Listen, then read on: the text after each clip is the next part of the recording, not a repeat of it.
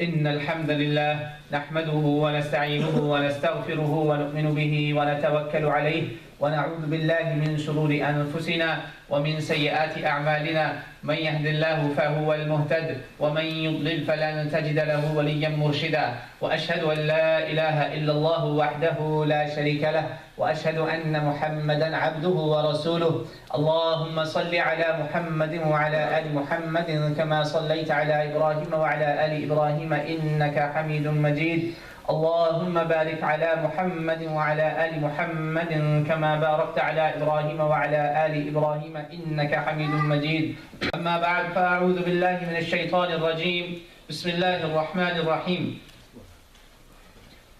إذ قال عيسى ابن مريم للحواريين من أنصاري إلى الله قال الحواريون نحن أنصار الله آمنا بالله واشهد بأننا مسلمون وفي الآية واشهد بأننا مسلمون. My brothers and sisters in Islam, Alhamdulillah, this journey that we started not too long ago, Alhamdulillah, is getting very close to its end. And many of you are aware that Alhamdulillah, we have been going through this journey of contemplating and learning about the last ayam of Prophet Muhammad sallallahu alaihi wasallam, death of Prophet Muhammad sallallahu alaihi wasallam, events folding around it, and especially, very importantly, not just from a historical standpoint, but what he really said in those days, what really happened, is very important for us to take with us, my brothers and sisters, because these are the things that the last Nabi of Allah is saying. There is no prophet after him, so these are the last wills, last will statements that he is making. So we have to take them very seriously. And I'm sure you know, when you lose a loved one in your own families, you do take care of their last will. We know that. So wasiyah of Prophet Muhammad ﷺ, or wasiyah that he made, are critical. May Allah subhanahu wa ta'ala give us tawfiq to be patient in this journey and learn from it and apply it in our lives.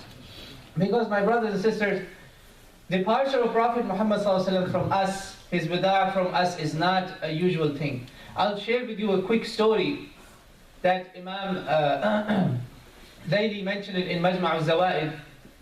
He said that he narrates in Bab fi Wida'ihi sallallahu alayhi wa sallam, in his wida', in his farewell, when he's leaving. His uncle Abbas radiallahu anhu comes to him and tells him, son, I saw you in a dream. And in that dream, I saw something very strange. That the whole earth is jacked up, is tied up in the ropes, and is being lifted up towards the heavens. I didn't understand what that is. He told him, uncle, this actually means that my time is coming close, and I'm about to leave you very soon. So imagine, my brothers and sisters, those people that were always in the presence of Prophet Muhammad ﷺ. What would it be like for them to not see Prophet Muhammad ﷺ for a few days in the masjid? That's where they used to see him. See, masjid was the source of that bond as ummah, centered around Nabi Muhammad ﷺ. And we cannot be that ummah until we bring that masjid as a central bond of becoming an ummah again. It has to happen through the masjid. So they used to see him in the masjid. They used to talk to him, ask him questions, and love him. Imagine their love for Rasulullah ﷺ. Just to give you one anecdote, I mentioned it 2 or 3 months ago, about 2 months ago. But I'll say it again. Once one of the companions, very famous story, and narrated by Imam Bukhari and Muslim both, muttafaqun alayh, and I'm narrating the words of in Fath al-Bari fi Sharh Sahih al-Bukhari, Kitab al-Adab, Bab Alamat al-Hubb fillah, 6168. One of them was one day sitting, and he was looking very sad. Prophet Muhammad ﷺ used to look at the expressions and feelings, and he asked one day that, what's bothering you? You look sad. He said, oh Rasulullah, there is something that is very much worrying me. I'm concerned about something. I want to share it with you. He said, go ahead. He said, Here when we come, we see you, we talk to you, you are in front of us. But I wonder what will happen when we're going to die. You will be in the company of prophets of Allah, of the highest and highest in Jannah. And somebody like me who is not even so, I don't know if I will make it to Jannah, but if I made it, I don't know where I would be. How would I ever see you? So look at this, my brothers and sisters. The Sahabi, he is not concerned about going to Jannah. He is worried about seeing Prophet Muhammad sallallahu alaihi wasallam. He doesn't want a Jannah where he doesn't see Prophet Muhammad sallallahu alaihi wasallam. Look at his sadness. He doesn't want a Jannah where he doesn't see Prophet Muhammad sallallahu alaihi wasallam. Look at their relationship, love with Prophet Muhammad sallallahu alaihi wasallam. Allah subhanahu wa ta'ala did not remain silent on this, my brothers and sisters. Quran came down. وَمَن يُطِعِ اللَّهَ وَالرَّسُولَ فَأُولَٰئِكَ مَعَ الَّذِينَ أَنْعَمَ اللَّهُ عَلَيْهِم مِّنَ النَّبِيِّينَ وَالصِّدِّيقِينَ وَالشُّهَدَاءِ وَالصَّالِحِينَ وَحَسُنَ أُولَٰئِكَ رَفِيقًا. Don't worry, people. Don't worry. If you obey Allah and His Messenger, then you will be with those whom Allah have blessed. Every day in Surah Al-Fatiha you say, Allah, show me the path of those whom you have blessed. Whom you have blessed. Who are those? This is the answer. You will be with them. It's not easy, but it requires effort. This is Sirat al-Mustaqim. Prophets of Allah, Siddiqeen, the truthful ones, martyrs, righteous, and what a great companionship it would be. And Prophet Muhammad sallallahu alaihi wasallam, he told him, when he showed his concern that, I don't know if I will ever see you. That's why I'm sad. He said, don't worry. Al-mar'u, these are the words. Al-mar'u ma'a man ahab. And Anas radiallahu anhu said that, Wallahi, nothing made us happier than that day. We used to go and visit him and tell him, can you tell us that story again? Because when Prophet left, remember, 4 days are left before Prophet leaving us. Only 4 days are left. Imagine I told you your father is going to die in 4 days. How would you take it? And Rasulullah, he's above fathers and mothers. So they used to go and comfort their sad hearts. He didn't tell us that story, but inshallah we will be with him. That's why when Bilal radiallahu anhu was dying, his wife was crying. When he was dying, wife is crying. He said, why are you crying? You don't know how I spent all those years without the companionship of Rasulullah. You don't know. Let me go. This dunya is done for me. I want to be in the companionship of Rasul sallallahu alaihi wasallam. This is how they valued company of Prophet Muhammad sallallahu alaihi wasallam. So here, you might be wondering why I recited the ayah of Ansar. My brothers and sisters, every Nabi of Allah have Ansar. Every Nabi of Allah have Ansar. They're supporters. Like Isa asked for supporters. Who are Ansarullah? And very few came. But Prophet Muhammad sallallahu alaihi wasallam, he didn't have few. He had them in big numbers, thousands. They started very few. Supporters. Ansar means the supporter of the Prophet of Allah. It's a huge title. That's why I mentioned that ayah. The Prophet Isa alayhi salam, he said, Man ansari ilallah. Who will support me toward Allah subhanahu wa ta'ala? Who are my Ansar? To support the cause of Allah, you need humans to do the cause of Allah. Allah says, يُعَذِّبْهُمُ اللَّهُ بِأَيْدِيكُمْ. You become the support of Allah on this earth. That's why we make dua, Allahumma ansur man nasara deen. Help the one who helps deen. So these are the Ansar of Nabi Muhammad sallallahu alaihi wasallam, and how they come. In Mecca, Prophet Muhammad sallallahu alaihi wasallam had a very hard time, my brothers and sisters. Wherever Prophet goes, Abu Jahl, Abu Lahab, these, Fir'auna or pharaohs of this ummah would go behind and say, don't listen to him, he's a liar. Don't listen to him, he's a liar. Don't listen to him, astaghfirullah. Terrible things like that. So Rasulullah sallallahu alaihi wasallam, one of his best place to give da'wah was Hajj. He used to go in Hajj and invite people to Islam, where Qaba'il tribes come and many people come. So, first year, near Masjid al-Aqaba, his signs, alhamdulillah, still preserve that area, near Mina. Bay'atul Aqabatul Ula took place. 6 people came from Medina, and they accepted Islam on the hand of Prophet Muhammad and gave him bay'ah, oath of allegiance. 6 of them. Next year, they became 12. All the historians of Islam, muhaddithin and mu'arrikhin, they agree on this. Next year, they were 12. Year number 3, they were 72 men and 3 women. 72 men and 3 women.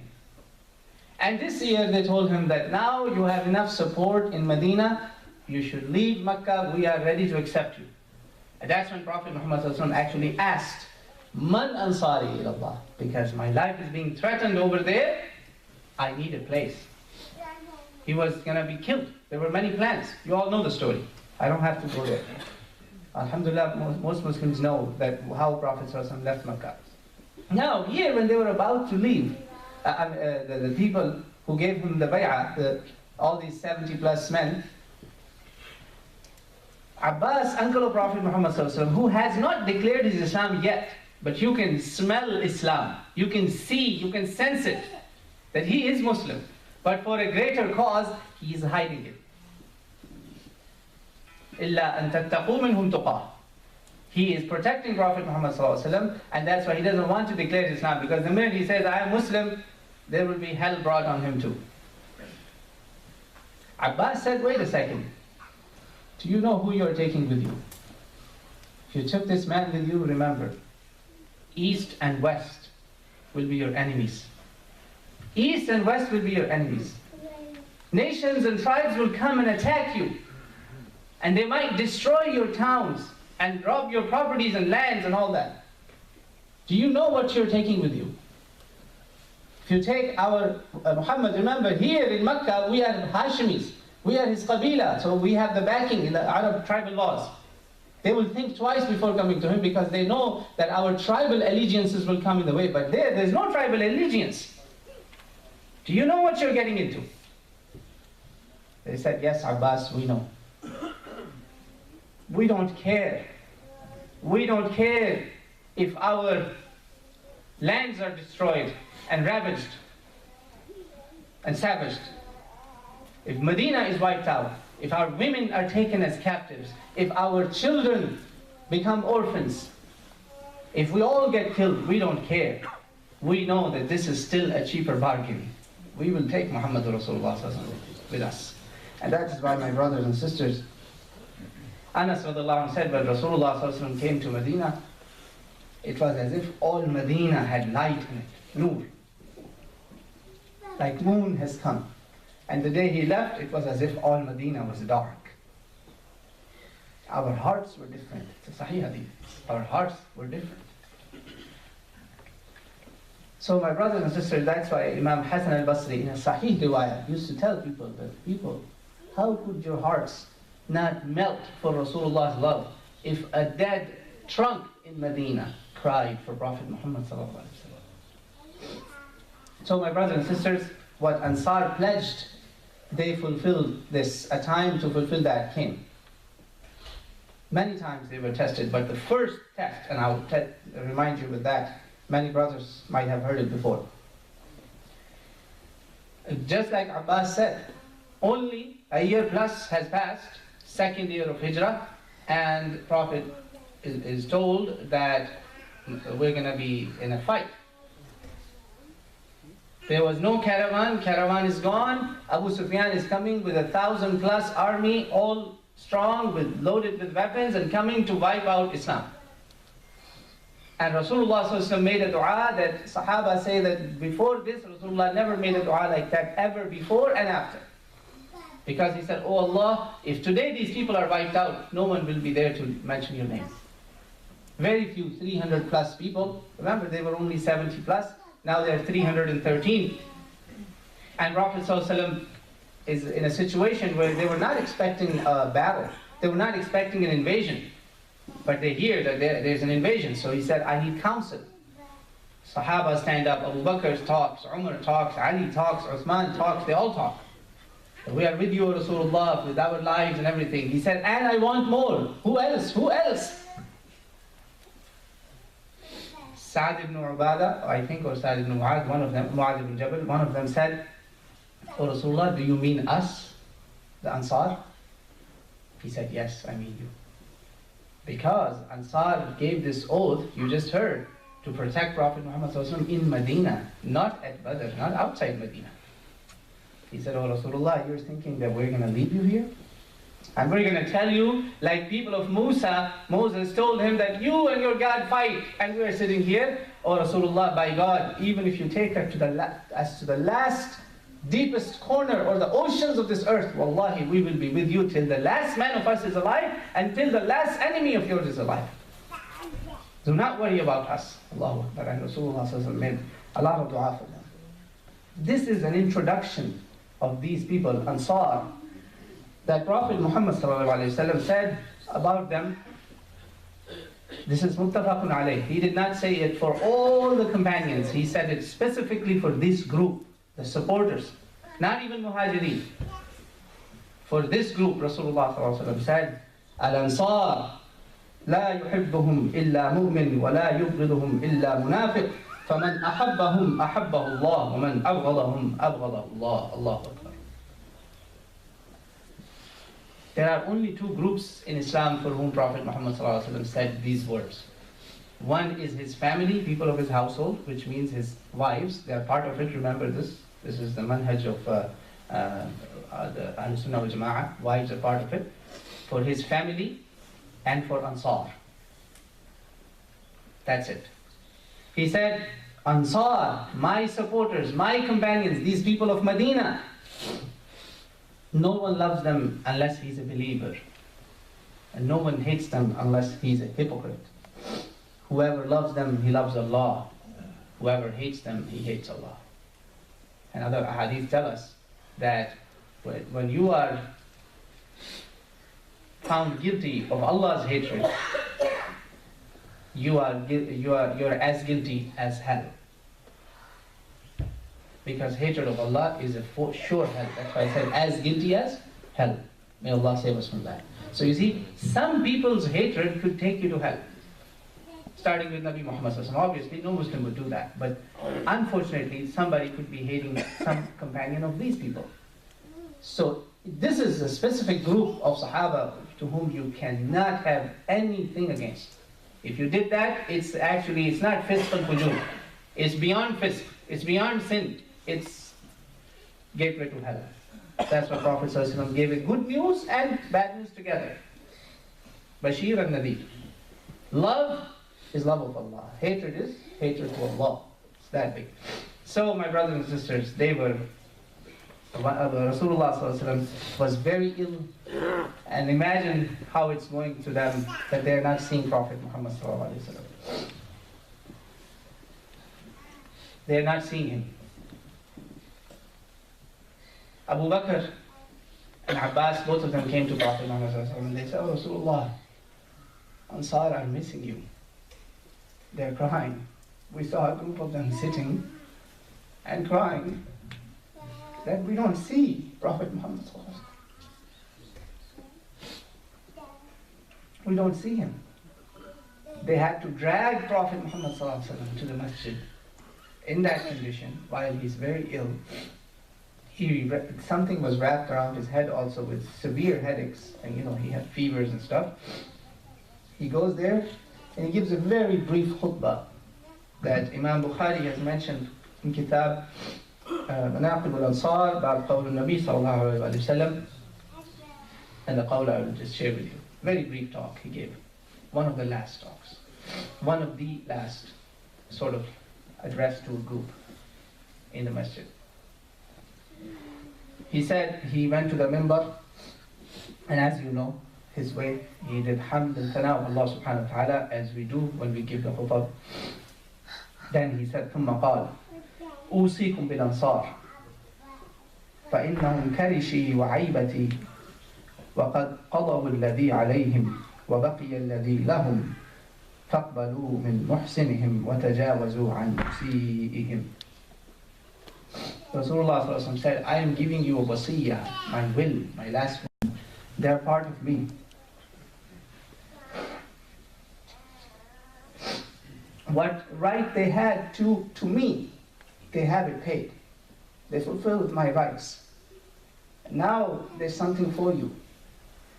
That if someone of them makes a mistake, overlook that mistake. Don't be strict with them. Take care of them. Reward the good ones of them, take care of them. These are those Ansar, my brothers, that only few months before Prophet's death at Hunayn, Prophet had so much of the leftovers spoils. Camels, sheep, arrows, spears, swords. And people of Makkah came, new Muslims, oh, I want this, I want that. Also, take it. I want this. Everybody's asking for goodies. And some of the young people of Ansar, they felt that they are being left out. They felt left out. So somebody said something and it reached Prophet Muhammad Sallallahu Alaihi Wasallam. You know, when you backbite somebody, it travels. It gets to you. Prophet Sallallahu Alaihi Wasallam said, he called them all. He said, Ansar, they have taken all the goodies of dunya. Do you know who you are taking with you? You're taking Nabi of Allah. Is it a better bargain or a lesser bargain? They all started to cry. They said, Oh Rasulullah, wallahi, we did not complain. It's only some of the youngsters here. We love you. And we know we care for you more than all these spoils of this dunya. And he also told them in his last words, he said, a time will come when your numbers will reduce. But remember, it means also that Islam will be, advancing and stuff, so Ansar will be few now. He said, I warn you, whoever leads over Ansar, make sure he treats them well. And he also told them at another place at Ansar, know this, that after me many wrongs might be committed to you. Be patient. And in this khutbah also in the end he said that I am seeing it. This is also in Bukhari, several places in Sahih Bukhari. He said, zulm, oppression will be done to you. It will be done to you. Allah has shown it to me. But I give you nasiha that be patient on this until you see me at that pool of Jannah. At that pool of Jannah, حوض الكوثر. أقول قولي هذا وأستغفر الله لي ولكم فاستغفروه. الحمد لله والصلاة والسلام على رسول الله أما بعد. Ulama of Islam, alhamdulillah, my brothers, agree on this matter. Imam Bukhari and Muslim both have brought several ahadith that this is one of the wills of Prophet Muhammad Sallallahu Alaihi Wasallam that many people in the Ummah, many people, I'm not saying all, many people in the Ummah did not regard. And Medina, the city of Prophet Muhammad Sallallahu Alaihi Wasallam, is one of those places where on the direct commands of Yazid, an army was assembled, it was invaded, it was robbed. The things that kuffar didn't do were done to the people of Medina. Sahaba and Sahabiyat were killed in a merciless way on the direct orders. And the punishment of Allah came that actually Yazid died during this attack. And that's why Imam Ibn Kathir says, Allah broke the back of the tyrant. Ibn Kathir says that. And all the ulama of Islam agree that actually whoever hurts Ansar, this is a Sahih hadith, Rasulullah said that whoever hurts Ansar, this is muttafaqun alayh, فَعَلَيْهِ لَعْنَةُ اللَّهِ وَالْمَلَائِكَةِ وَالنَّاسِ أَجْمَعِينَ. This is a very severe warning that Prophet Muhammad gave.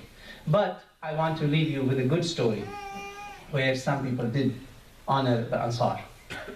Mus'ab ibn Zubayr was the governor of Kufa, and one of the Ansari companions made some mistake, and Mus'ab is known to be very strict, and he was about to punish him, whip him.